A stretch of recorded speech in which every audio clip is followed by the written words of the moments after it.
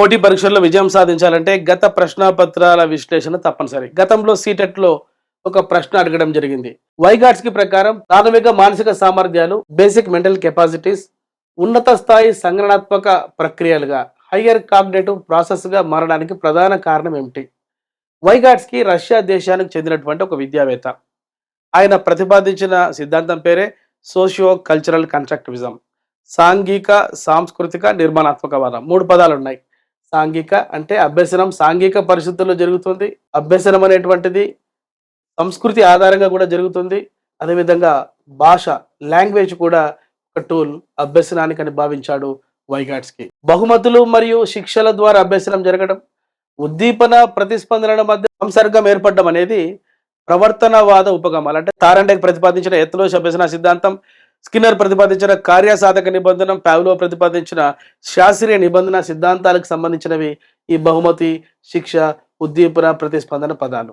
ఇక్కడ ఆన్సర్ ఏంటంటే సామాజిక పరస్పర చర్యల ద్వారా ఈ యొక్క ప్రాథమిక మానసిక సామర్థ్యాలు ఉన్నత స్థాయి సంజ్ఞానాత్మక ప్రక్రియలుగా మారుతాయి. దీనికి కారణం మోర్ నాలెడ్జబుల్ అదర్స్. అంటే అభ్యాసకుడి కంటే జ్ఞానం ఎక్కువ ఉండేటువంటి తల్లిదండ్రులు కావచ్చు, ట్యూటర్లు కావచ్చు, పీర్ గ్రూప్ కావచ్చు, కొన్ని సందర్భాలలో టెక్నాలజీ కావచ్చు, వాటితో పరస్పర చర్యలు ఇంటరాక్ట్ కావడం వల్ల శిశువు జెడ్పిడి, జోన్ ఆఫ్ ప్రాక్సిమల్ డెవలప్మెంట్, అంటే తనంతట తాను నేర్చుకున్న జ్ఞానానికి మోర్ నాలెడ్జబుల్ అదర్స్ ద్వారా నేర్చుకున్న జ్ఞానానికి మధ్య ఉండే అంతరమే ఈ జోన్ ఆఫ్ ప్రాక్సిమల్ డెవలప్మెంట్. 3 పదాలు అర్థం చేసుకోండి. ఒక తెలివైన వ్యక్తి ఒక విద్యార్థికి గైడెన్స్ ఇవ్వడం అనేది స్కఫోల్డింగ్, సారువా. ఈ స్కఫోల్డింగ్ ద్వారా శిశువు తనంతట తాను నేర్చుకునేటువంటి స్థాయికి మరి ఒక వ్యక్తి ద్వారా నేర్చుకునేటువంటి స్థాయికి మధ్య గ్యాప్ను అధిగమిస్తాడు. దీన్నే జెడ్పిడి అంటాం. సో ఈ పదాలన్నీ కూడా ఈ వైగాట్స్కి సిద్ధాంతానికి సంబంధించినవి. కనుక ఇక్కడ ఆన్సర్ ఏంటంటే సామాజిక పరస్పర చర్యలు.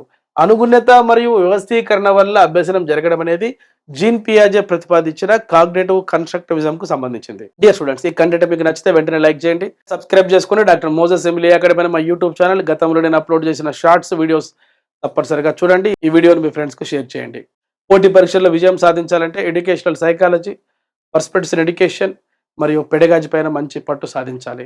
ముఖ్యంగా ఇంగ్లీష్ మీడియం అభ్యర్థులకి కోర్సెస్ మార్కెట్లో అవైలబుల్ లేవు. ఎంఎల్ఏ అకాడమీ మొబైల్ ద్వారా educational psychology, perspectives in education, pedagogy Telugu మీడియంలోనే కాకుండా ఎక్స్క్లూజివ్లీ ఇంగ్లీష్ మీడియం స్టూడెంట్స్ కోసం కూడా ఈ కోర్సెస్ను డెవలప్ చేయడం జరిగింది. ఇందులో topic wise digital video classes మరియు టెస్ట్ సిరీస్ అందుబాటులో ఉంచడం జరిగింది. వెంటనే ఎంఎల్ఏ అకాడమీ మా మొబైల్ యాప్ ఇన్స్టాల్ చేసుకొని ఈ కోర్సెస్ని యాక్సెస్ చేసుకొని మీరు మంచి నాలెడ్జ్ సాధించి రాబోయే పోటీ పరీక్షల్లో విజయం సాధించాలని కోరుకుంటూ మీ doctor Moses, MLA academy, Hyderabad.